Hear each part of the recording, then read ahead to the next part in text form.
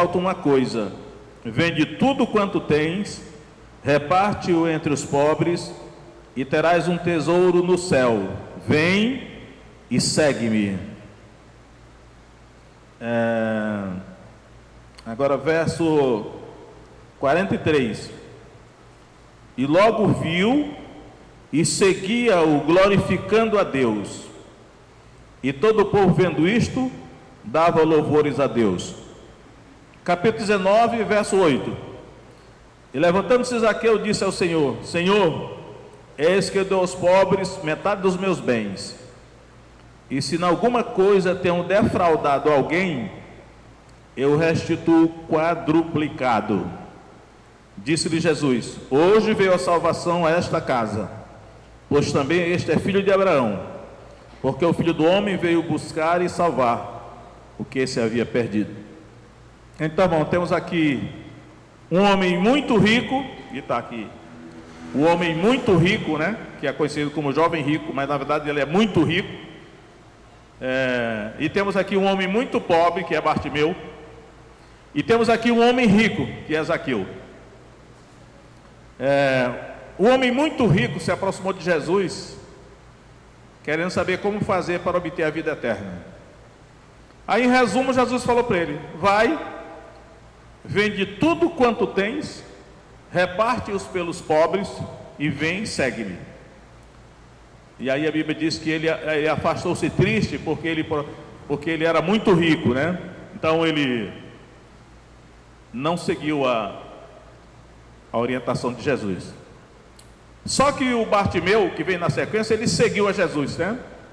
Logo viu e seguiu a Jesus, glorificando a Deus. Então, aquilo que o jovem muito rico não quis fazer, que foi, Jesus falou para ele, agora o Bartimeu, que era muito pobre, mendigava, ele fez, ele seguiu a Jesus.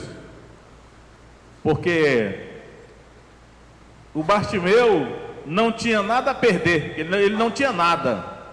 Então seguir a Jesus para ele não custava nada. E aí a vida eterna que o homem rico procurava, o homem muito rico procurava, o Bartimeu conseguiu, que foi seguir a Jesus. Enquanto que no caso do homem muito rico, a riqueza dele era um empecilho, um impedimento para que ele conseguisse a vida eterna que ele tanto desejava. Porque a riqueza dele se tornou um ídolo, né? E aí Jesus disse: é muito difícil um rico entrar no reino de Deus. É mais fácil passar um camelo pelo fundo da agulha do que um rico entrar no reino dos céus. Mas para esse pobre aqui não custou nada, ele simplesmente seguiu a Jesus e foi salvo, conseguiu a vida eterna. Só que no caso de Zaqueu,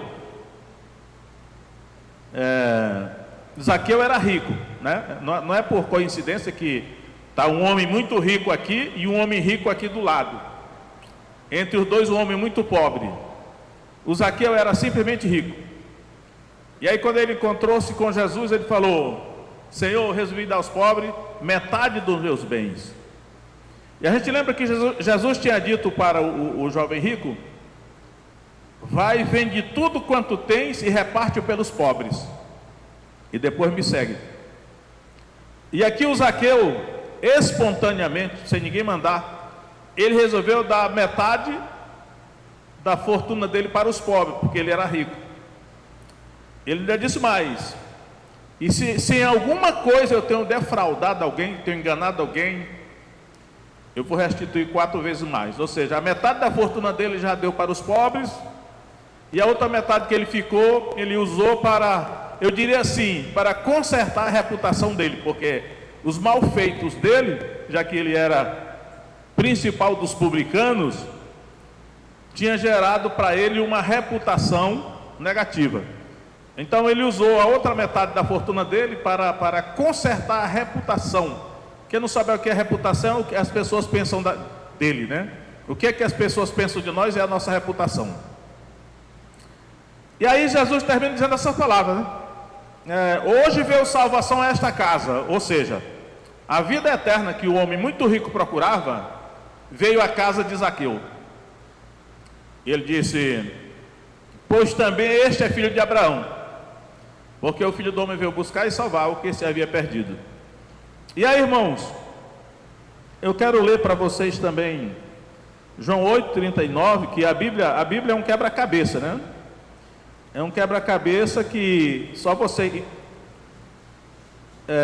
colocando os versículos nos devidos lugares é que você vai compreender algumas coisas. Então, por exemplo, em João 8,39, Jesus diz assim.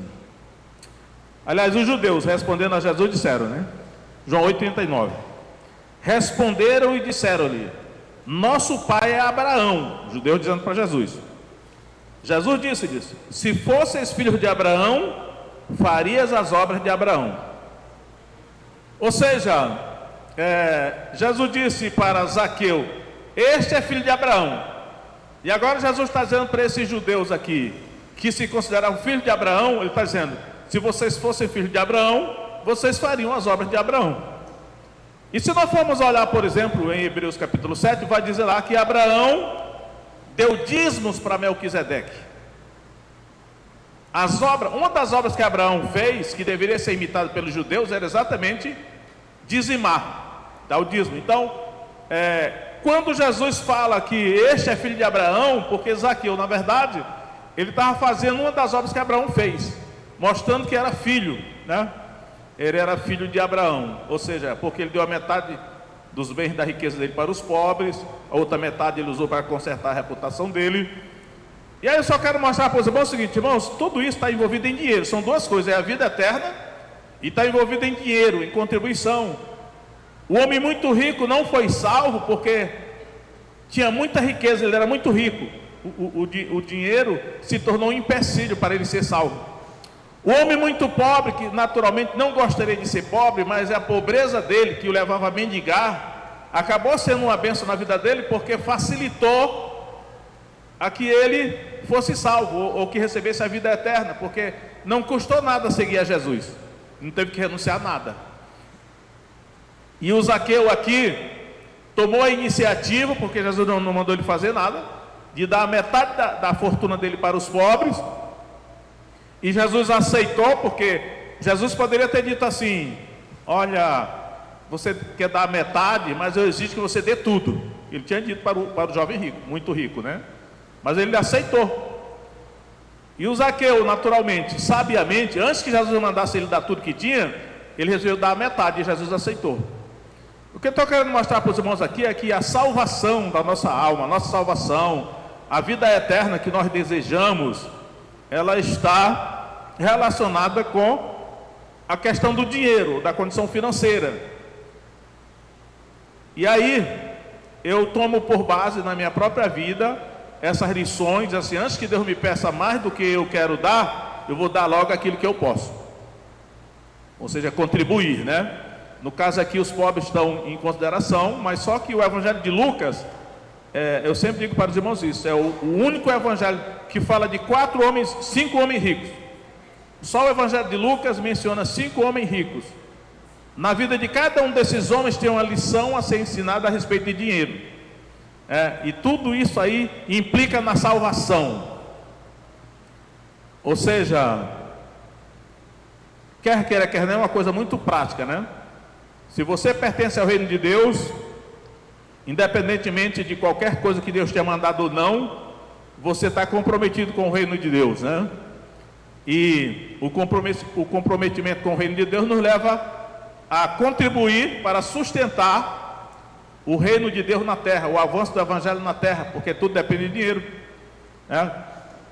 E aí todos estão incluídos. Então eu quero dar a oportunidade aos irmãos para mostrar o seu compromisso, que são filhos de Abraão também. Você é filho de Abraão também, então faça as obras de Abraão. Abraão foi dizimista, mas ninguém mandou ele ser, né? Ele foi um dizimista espontâneo, ninguém mandou.